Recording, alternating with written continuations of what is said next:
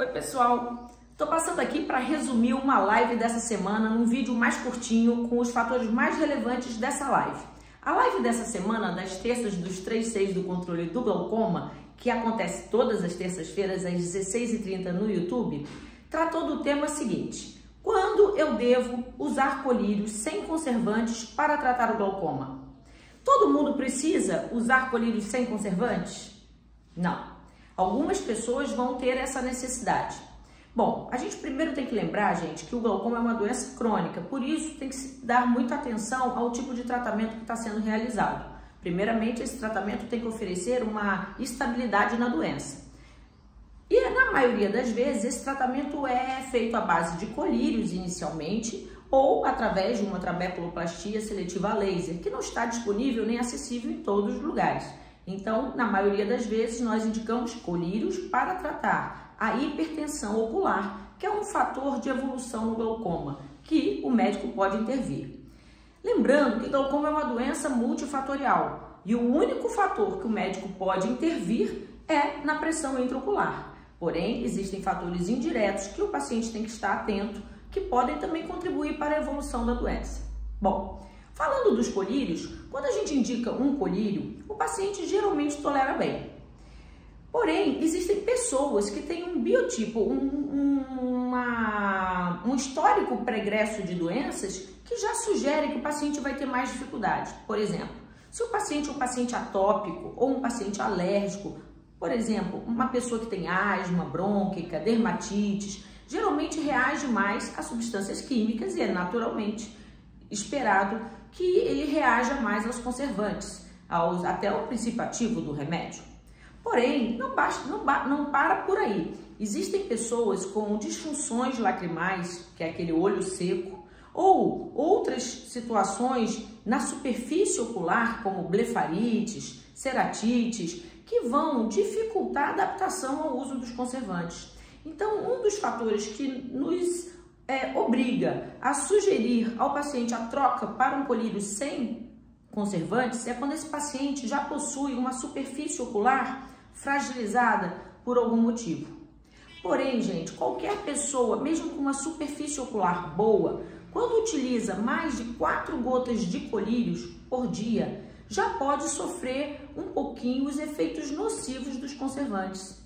Por que os conservantes fazem efeitos nocivos? Porque, na maioria das vezes, vamos falar dos conservantes, utilizamos conservantes como o cloreto de benzalcônio, o EDTA ou até derivados de mercúrio. Porém, até recentemente, a gente está com um conservante, surgiu um conservante um pouquinho mais suave, que promete não gerar sensibilidade excessiva, né? Sensibilização, que é da linha do Purite, que é oxicloro, derivado do oxicloro. Esses são um pouquinho mais suaves, esse falando do mais recente, o Purite. Porém, os conservantes mais tradicionais são conservantes à base de cloreto de benzalcônio.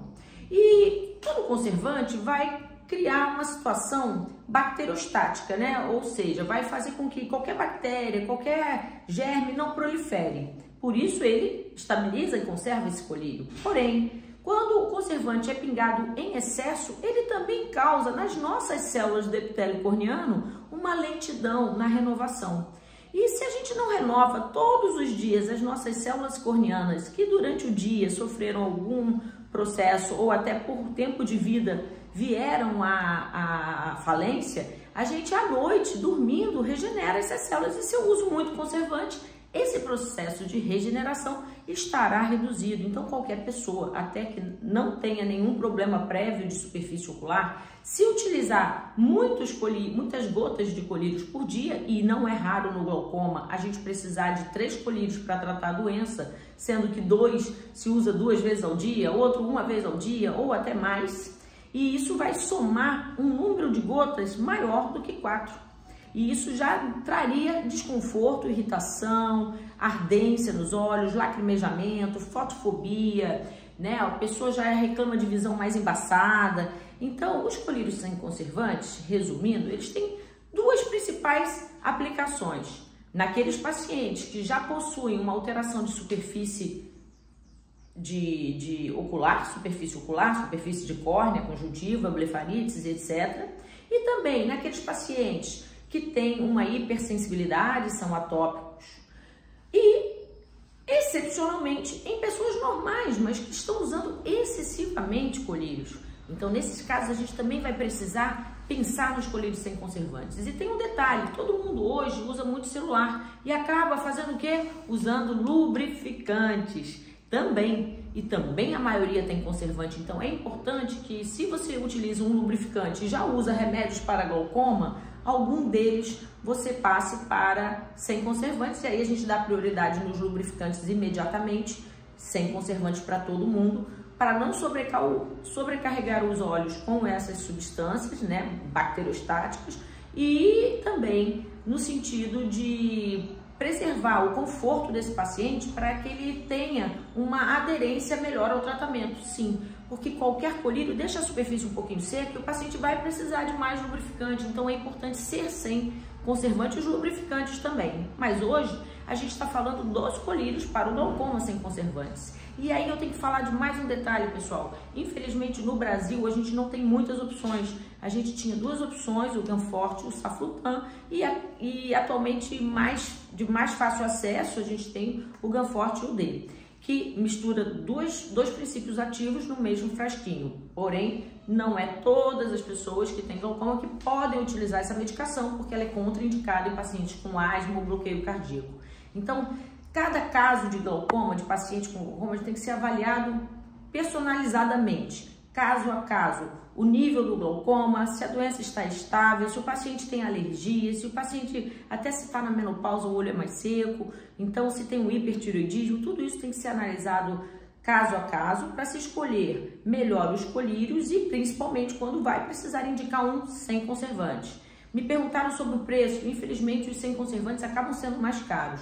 Então, tá aí uma dificuldade da gente indicar esses para todos os pacientes, certo?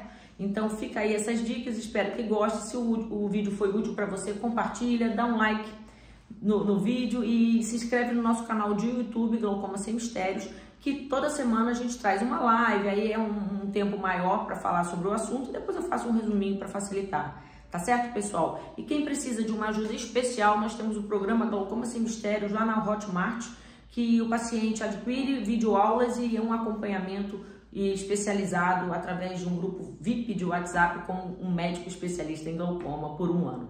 Então fica aí essa dica, a gente tenta dar conhecimento gratuito, mas tem para quem também precisa de um apoio especial, quem está mais preocupado com a evolução da doença, que precisa aprender sobre vários fatores que influenciam na evolução dessa doença. Lembre-se, o único que o médico pode tratar é a hipertensão ocular, mas existem outras coisas que o paciente deve fazer, ter um estilo de vida apropriado para a estabilidade da doença. Então, fica aí essas dicas, acompanhe os nossos canais e até a próxima live e o próximo vídeo. Tchau, tchau, pessoal!